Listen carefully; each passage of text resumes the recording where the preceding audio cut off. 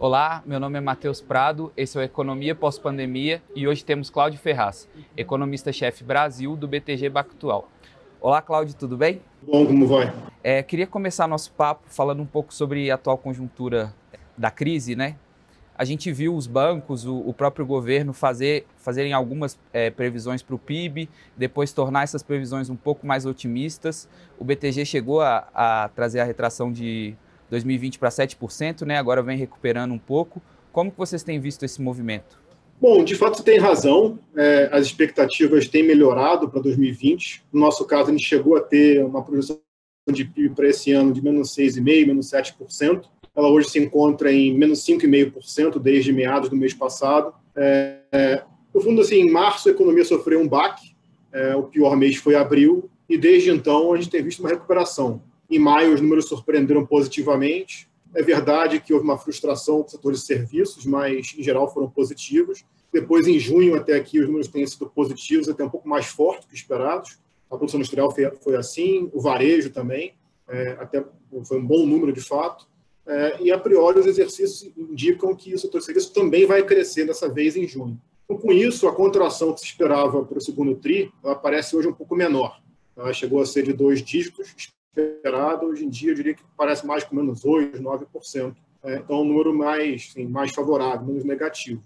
E acho que é importante citar que os dados preliminares do terceiro TRI também são positivos. Então, o terceiro TRI deve ter um crescimento forte também, que vai se beneficiar não só desse efeito estatístico, do segundo TRI mais forte no final dele do que no começo, mas também de sinais de um crescimento sequencial. Né? Dados preliminares mostram um crescimento em julho a priori. Então, assim, na premissa que a economia não sofra novos baques da pandemia, que parece o risco mais mitigado agora, afinal teve avanço em protocolos médicos, etc., é razoável imaginar que sim, a gente tem um número menos negativo. A gente hoje trabalharia com menos 5,5%, como eu falei, e as indicações que a gente deva revisar para um número um pouco menos negativo à frente, acho que o consenso também fará. O consenso também revisou para mais negativo, algumas casas um pouco mais forte, até mais negativos. Hoje tem voltado e eu acho que também fará a mesma coisa, um movimento mais positivo na margem das projeções. Certo. E aí, seguindo essa linha, as projeções para 2021 estão ficando cada vez mais positivas também, né? Isso pode caracterizar aí a tal recuperação em V que a gente tem ouvido tanto falar, ou é cedo para dizer isso, ainda não, a economia não esquentou o suficiente para a gente ter esse padrão? Eu acho que é uma boa discussão, cabe uma observação em relação a isso. Eu diria que o início do processo está mais forte, como a gente acabou de falar, né? Então, o início do processo, em alguns setores em particular, parece mais desenhar, vamos dizer assim, quase que um V completo. O varejo, na verdade, agora de junho, desenhou, vamos dizer assim, até um desempenho assim. Alguns setores industriais também, mas isso é só o início do processo, né? Eu tomaria um pouquinho de cuidado, talvez, em ler demais nesse início de processo, porque, no fim das contas, alguns setores da economia foram desligados, né? A economia foi para um estado de coma, desligou da tomada da economia praticamente, e aqueles que puderam ser religados mais rapidamente, sem um legado, né? Aqueles que foram menos afetados pelo distanciamento social, tiveram uma queda discreta e tem uma volta também discreta, né? Mais súbita. Mas acho que é importante notar que, a despeito disso, já há, na verdade, continuará havendo vamos dizer assim, uma heterogeneidade no crescimento, né? E nessa retomada. O desempenho de alguns setores vai ser mais fraco com o tempo, em particular aqueles setores que dependem do distanciamento social, né? No fundo, nesses setores em particular, você pode até dar mais estímulo, né, na economia, mas as pessoas, se continuarem temerosas, sem confiança, se aproximarem, interagirem, né, turismo, né, viagens, são setores que devem continuar sofrendo e dificilmente terão retomada muito forte, muito pujante em V, né? Então, isso é muito importante, eu diria, mencionar. Por fim, eu diria que, assim, do ponto de vista de legado, né, é importante notar que, bom, temos que acompanhar a pandemia, como é que ela evolui daqui para frente nos próximos meses, né? A priori, a gente vai ter uma vacina em breve, tomara que sim, né? Tem uma logística envolvida, claro, né? Não é de uma hora para outra, mas é importante ver isso. É importante também como é que vai ser a credibilidade das políticas expansionistas colocadas, seja lá fora como aqui, também no nosso país, do ponto de vista fiscal. E é bom notar que tem uma cicatriz. O mercado de trabalho sofreu bastante, né, com a pandemia, uma piora de massa, de mercado de trabalho, de taxa de desemprego, e isso vai demorar para ser recuperado. Então, diria que sim, há setores que têm um desempenho mais favorável, alguns já desenham até algo próximo, se não um V, mas vai haver muita heterogeneidade, muita dúvida sobre a sustentação disso mais à frente. Então, justo. E aí, deixando um pouco à parte esse atrito setorial, né, que a gente vê que cada área vai se recuperar de uma forma, mediante demanda, essa questão do distanciamento também, que outros fatores vocês veem como possíveis empecilhos numa recuperação da economia em curto prazo? Assim como talvez riscos, né, que eu acho que você pode, vamos dizer assim, monitorar. Acho que tem uma série de riscos, tem riscos, vamos dizer assim, globais e externos e riscos domésticos, né? Então, assim, pensando aqui, acho que o primeiro, naturalmente, é a própria pandemia ainda, né? Um processo que vem, se tiver novas ondas ou surtos. Como eu falei, parece um risco mais mitigado agora. Houve avanço do protocolo médico, se espera uma vacina para mais para o final do ano.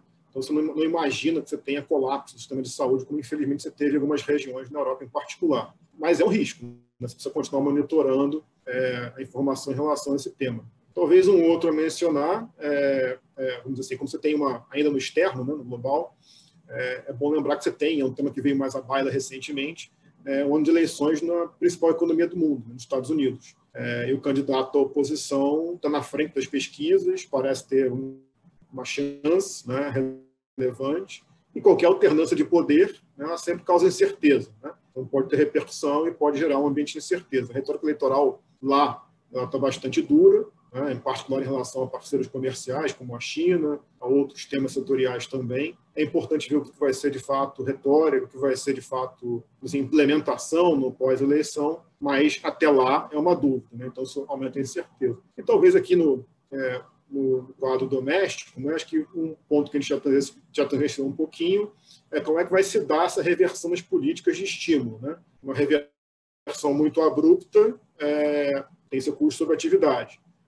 Uma extensão muito longa tem riscos fiscais importantes. Então, vamos dizer assim, a gestão dessa reversão das políticas de auxílio é um risco, né? Uma má gestão é um risco.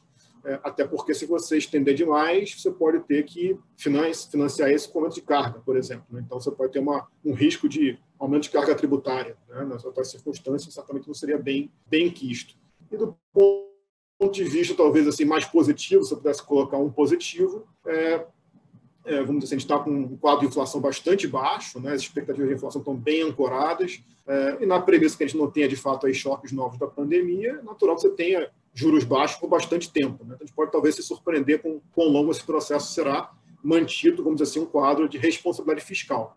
Acho que talvez sejam os temas que eu levantaria como riscos a monitorar para frente. Entrando um pouco nessas possíveis questões que podem afetar ou não a evolução do mercado, né, e da economia brasileira, a gente tem muito essa questão fiscal atrelada aí aos processos sociais que tiveram que ser feitos aí de maneira emergencial, né, para lidar com a crise. Qual que é o tamanho do aperto que isso vai colocar a gente? Isso pode ser um fator aí também relevante e decisório em como a economia vai andar nos próximos tempos? Esse ponto do auxílio, né, e como é que, vamos dizer assim, a forma de você evoluir daqui para frente é de fato importante, né? Como é que você vai gerir esse processo, como eu falei anteriormente.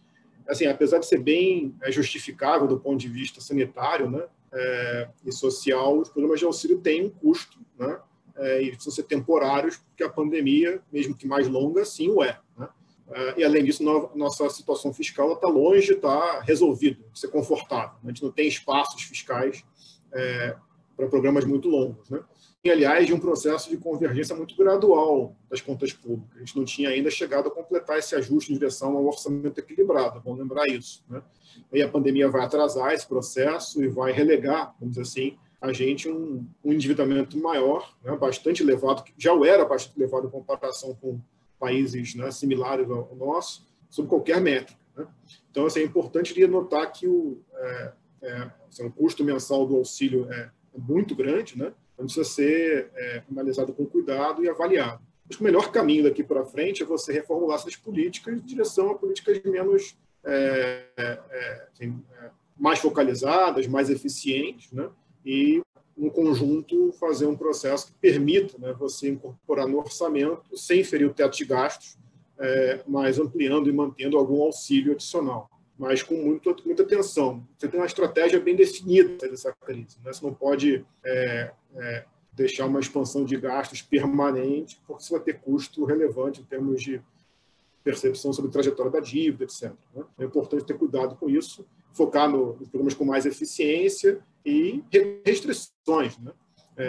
Tem que respeitar o teto de gastos e manter a nossa âncora fiscal de pé. A gente não pode esquecer desse lado. A gente pode acabar tendo uma outra crise, né? Criando uma outra crise dentro dessa crise. E, naturalmente, quanto mais rápido você avançasse com reformas, né, com projetos estruturantes de longo prazo, do ponto de vista fiscal, se você puder acompanhar para e passo, né, nessa direção, mais fácil você absorve, né, do ponto de vista de expectativas, programas maiores, etc. Então, cuidado, esse é um tema, de fato, que preocupa para frente. Certo. E aí, pela sua própria resposta e pelo que a gente tem visto que o mercado e o próprio governo têm colocado, a gente tem muitas peças em movimentos, né? Reformas que deveriam estar acontecendo, essa agenda fiscal também que ficou mais complicada do que já era pela questão do vírus. E aí uma coisa que o governo atrelava muito à recuperação do Brasil eram as reformas estruturantes e tal, para atingir esse novo passo na economia brasileira, né? A gente vê, e o mercado já viu, que para esse ano as coisas ficaram muito complicadas, mas talvez até para o ano que vem as coisas ainda estejam complicadas, né? Como é que vocês estão avaliando isso? Como que dá para o governo trabalhar essa área aí? Tá. Acho que primeiro eu diria que o ambiente, né, de um trimestre para cá melhorou, né? Parte disso tem a ver com a própria decisão do governo se encaminhar em direção à construção de uma aliança no Congresso, né? E quando você caminha nessa direção de coalizão, que representa as forças políticas no Congresso, mais fácil normalmente de você avançar e discutir reformas. Então, acho que isso foi um passo importante, vamos dizer assim, de dar um restart, né, nas discussões.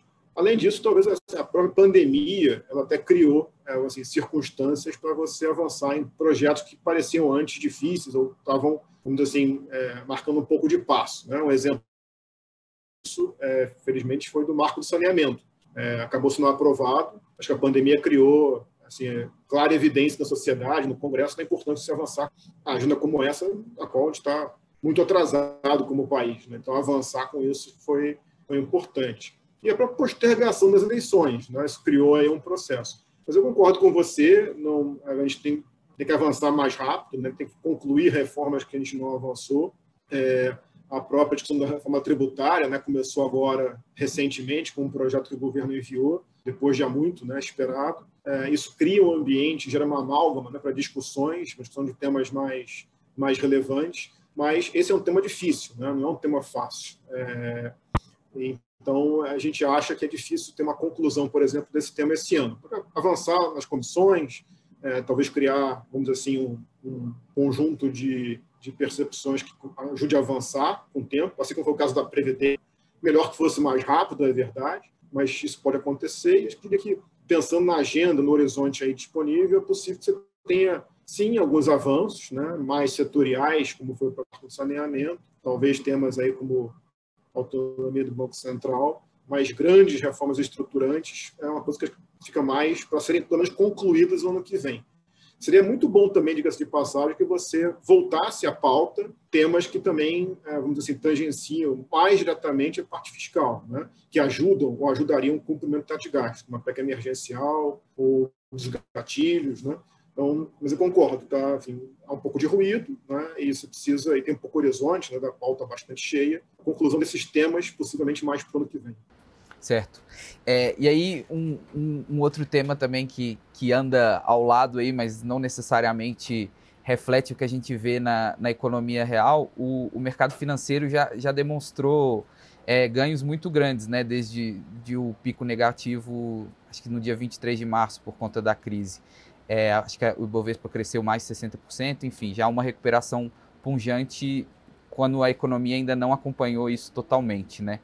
Vocês veem isso como um movimento natural ou pode ser que haja alguma distorção ali? Como que vocês avaliam isso? Do ponto de vista macro, né, eu acho que eu diria que você está num ambiente de estímulo sem precedentes, né? Muito intenso e muito rápido, muito mais intenso e muito mais rápido, por exemplo, que na crise global de 2008, 2009. Né? Os próprios estímulos aqui também estão bastante sem precedentes, sejam fiscais, sejam monetários. Então, isso faz parte assim, do conjunto informacional, do ambiente, né, que cerca os preços dos ativos. Acho que uma boa notícia é que, do ponto de vista assim, né, mantida a responsabilidade fiscal, né, e com o quadro, né, de inflação que a gente tem benigno, né, e a grande ociosidade da economia, seguirão baixos por bastante tempo. Né? Mas é importante, certamente, ter em mente a importância da responsabilidade fiscal nesse quadro. Mas o nosso pessoal que acompanha isso mais de perto, né, o pessoal de estratégia, chefiado pelo Carlos Sequeira, do nosso time de estratégia, eles olham duas grandes variáveis: a evolução do juro real, longo, e o desempenho do lucro das empresas, que está associado ao desempenho da própria economia. E assim, a conversa que eles têm com a gente é que hoje, assim, nos níveis atuais, juro real longo, né, e o cenário de crescimento que acabou de conversar, um pouco melhor, né, um pouco menos pior, acham que, assim, por exemplo, o mercado de ações, o Ibovespa, está bem ajustado, vamos dizer assim. Né? Agora, se o juro real voltar a cair, né, provavelmente associado a um processo de reformas que venham avançar nos próximos meses, se assim for possível, assim for alcançado, e se você melhorar ainda mais as previsões de crescimento, aí talvez haja espaço, né, para futuras valorizações. Mas, nas condições atuais, dado o conjunto informacional, eles acham bem ajustado a esse contexto.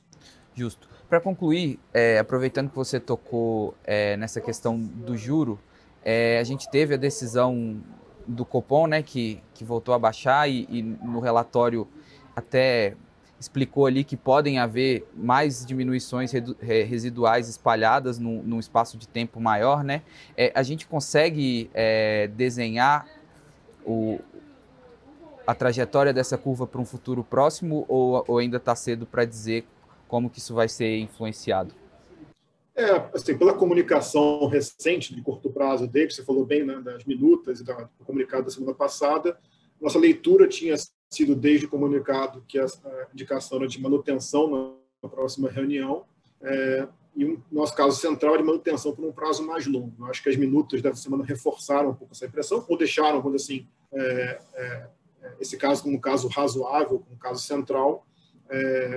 Talvez mais à frente você possa até rediscutir um pouco esse cenário, mas vai depender bastante da evolução, acho que da percepção, enfim, das decisões em relação às contas públicas, ao cenário fiscal, para aí talvez no início do ano que vem, final do ano, talvez reavalie essas condições. Acho que por enquanto a mensagem é uma mensagem de juro baixo por bastante tempo, e o caso alternativo é um caso que haveria espaço para algum afrouxamento adicional, mas sob algumas circunstâncias, tá? E dentre elas a manutenção de um ambiente, vamos dizer assim, fiscal consolidado, crível, né, sem repercussões, por exemplo, sobre relação ao teto de gastos. Então, com essas condições, você pode até voltar a discutir essa hipótese, mas por hoje, o caso central é um juro parado em níveis historicamente baixos. Justo. Da minha parte é isso, Cláudio. Queria te agradecer e desejar um bom trabalho. Obrigado, igualmente.